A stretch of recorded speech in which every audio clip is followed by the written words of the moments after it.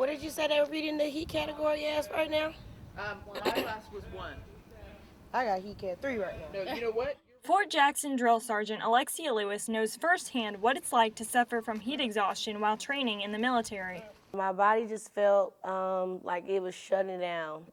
Like of course, I felt myself slowing down. I was sweating excessively, and I just had a hard time breathing. Like it felt like my chest was closing up a bit.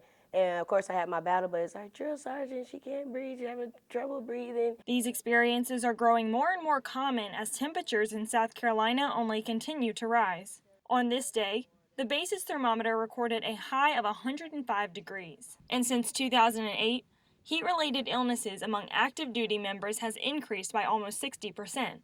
In the last 5 years, 2 bases in South Carolina have been listed in the top 10 for the most heat-related injuries, including Columbia's very own Fort Jackson.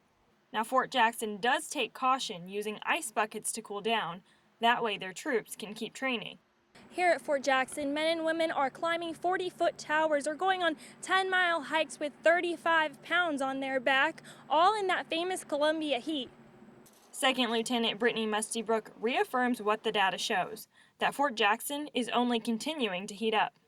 I was in South Carolina in 2012 at Fort Jackson, and I completed basic combat training here in this battalion.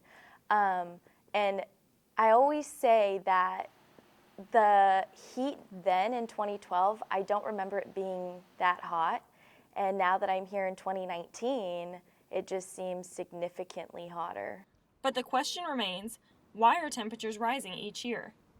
University of South Carolina professor Gregory Carbone states that evidence points to climate change. In those cases where we are essentially rolling the dice more often, that is, we have more expressions of it, then we can, in some cases, look to climate change as being the driver of these heat-related illnesses.